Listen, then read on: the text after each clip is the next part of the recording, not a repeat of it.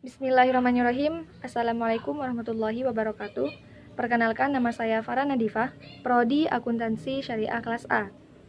Di sini saya akan mempresentasikan terkait pemikiran tokoh Khairuddin Yunus untuk memenuhi ujian akhir semester mata kuliah Sejarah Pemikiran Ekonomi Islam yang diampu oleh Bapak Fahru Rozi, MEI. Pada kesempatan kali ini saya akan menjelaskan pemikiran Khairuddin Yunus tentang pembagian kerja dan perdagangan. Sebelum masuk pada poinnya, saya akan menjelaskan sedikit tentang Khairuddin Yunus. Khairuddin Yunus atau bisa disebut dengan Yunus adalah salah satu tokoh ekonomi Islam yang ada di Indonesia. Beliau lahir pada 14 Agustus 1915. Yunus pernah diangkat sebagai karyawan PT Kementerian Pendidikan dan Kebudayaan, yang tugas utamanya adalah untuk memberikan kuliah di beberapa universitas. Dan masih banyak lagi pencapaian-pencapaian luar biasa yang sudah beliau raih. Pembagian kerja, yang menjadi salah satu pemikiran beliau dibagi menjadi 3, yaitu kerja-kerja pengeluaran, manufaktur, dan perdagangan. Pertama, kerja-kerja pengeluaran, maksudnya adalah kerja-kerja manusia yang dijalankan untuk mengeluarkan benda-benda kekayaan dari sumber aslinya yang ada di alam seperti pertanian, peternakan, perikanan, dan sebagainya. Dan yang kedua adalah manufaktur atau industri, yaitu suatu usaha yang dijalankan untuk merubah atau menjadikan barang-barang mentah kepada macam atau bentuk lain, baik yang setengah jadi seperti benang, tepung, pasir, dan sebagainya, dan yang bisa langsung dipakai seperti baju, kendaraan, dan tas gitu.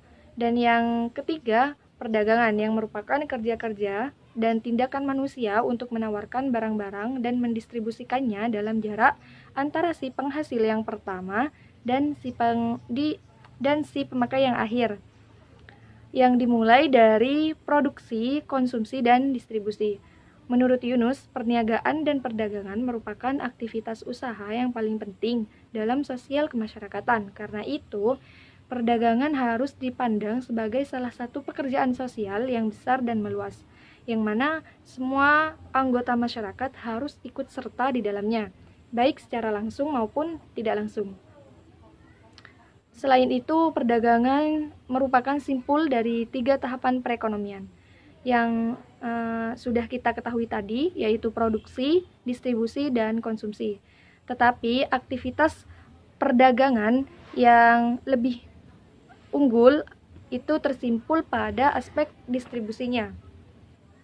Beliau kembali menegaskan bahwa distribusi adalah kerja-kerja sosial yang membagikan hasil-hasil barang dengan jalan tukar-menukar di masyarakat. Apabila distribusi perdagangan barang itu dilakukan dengan baik dan benar, maka akan memberikan kemakmuran kepada masyarakat. Nah, sebaliknya, jika dilakukan dengan tidak baik dan benar, maka akan menyebabkan masalah-masalah dalam perekonomian. Jual beli atau perdagangan kepada nilai sebenarnya bagi suatu barang itu adalah salah satu tanda bagi terlaksananya keadilan dalam tukar menukar. Tetapi semakin luas perbedaan nilai jual beli atau uang justru akan mengakibatkan kesewenang-wenangan dalam distribusi. Di sini beliau mencontohkan kepada monopoli, persaingan terbatas, perjanjian antar sesama negara. Menurutnya semua itu membawa kepada ketidakadilan dalam kesempatan membeli bagi para pembeli dan juga kesempatan menjual bagi para penjual. Persaingan dan monopoli ini adalah 2 keadaan yang sering meliputi perdagangan. Selanjutnya, beliau juga menjelaskan bahwa persaingan itu merupakan hal yang baik, karena persaingan adalah pendorong dan pembangun bagi kerajinan dan kegiatan manusia, terutama dalam lapangan perekonomian. Tetapi persaingan yang terjadi sekarang menurutnya adalah bukan persaingan yang bersih atau tidak sempurna, dan tidak pula bebas karena disertai dengan monopoli.